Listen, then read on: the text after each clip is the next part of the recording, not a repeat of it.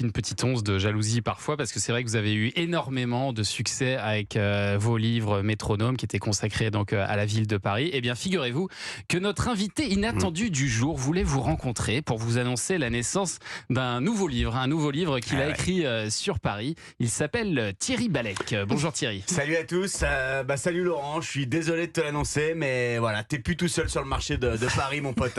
J'ai décidé de te faire de la concurrence avec mon bouquin et je pense que ça va faire très mal. Ouais. Ah d'accord, alors c'est quoi le concept de votre livre ? Le concept c'est simple, comme Laurent a tout raconté sur tous les lieux connus et intéressants de Paris, il me restait pas grand chose quoi. Donc j'ai décidé de faire un bouquin sur les lieux dont tout le monde se fout à Paris. Laurent c'était Métronome, moi c'est RATP. Voilà. RATP, ça parle aussi du métro parisien du coup. Non, c'est rien à taper de Paris quoi. C'est le concept du bouquin.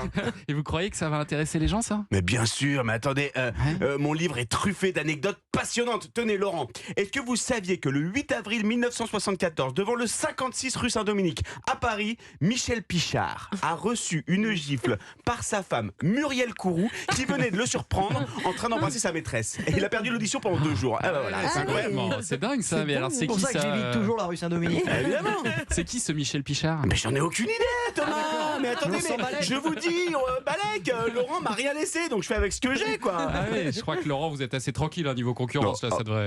Attendez, parce que j'ai des choses incroyables. Page 34, j'ai un chapitre palpitant sur les toilettes automatiques du 14 boulevard de Clichy. Vous avez rien là-dessus, Laurent ? Non. Ah oui. Non. Et c'est si intéressant que ça ? Attendez, je vous raconte, c'est parti. Nous sommes le 23 juin 2014. Le soleil brille sur la capitale et Madeleine Coubard, 76 ans, originaire du Calvados, visite pour la première fois Paris. Soudain, Madeleine est prise d'une furieuse envie de se soulager et c'est alors qu'elle tombe nez à nez avec le toilette automatique auto-nettoyant du 14 boulevard de Clichy. Madeleine met une pièce et rentre dans cette machine du futur dont elle ignorait encore l'existence il y a 5 minutes. Malheureusement pour Madeleine Coubard, 1 heure avant, Bernard Michaud, le réparateur dont c'était le premier jour de travail, a mal réglé la machine et le mode nettoyage automatique s'active alors que la pauvre Madeleine est encore à l'ouvrage. Les 2 brosses automatiques géantes s'approchent de Madeleine et la shampouine de la tête aux pieds. Puis, le système de séchage se met en route et Madeleine est aspirée du sol et se retrouve collée au plafond du toilette auto-nettoyant du 14 boulevard de Clichy. C'est émouvant. C'est émouvant. C'est un livre d'aventure aussi. On embrasse Madeleine, évidemment, si elle nous écoute. Non, malheureusement, là où elle est, elle peut plus nous écouter. Elle est décédée. Ah non, pas du tout, elle est toujours bloquée en fait. Ils ont jamais réussi à la décoller du plafond.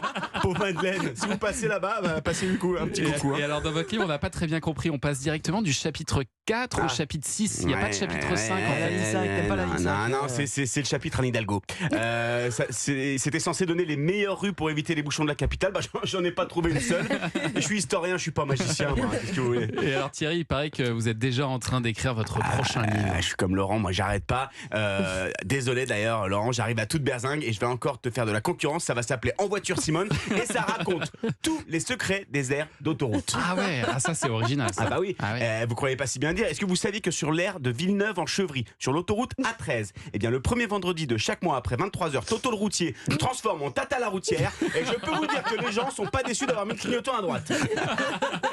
Ah oui, on n'en doute pas. Vous notez dans l'agenda, premier vendredi de chaque mois, Thomas. Merci Thierry, on y sera. Et où est-ce qu'on peut trouver votre livre RATP du coup Non, nulle part.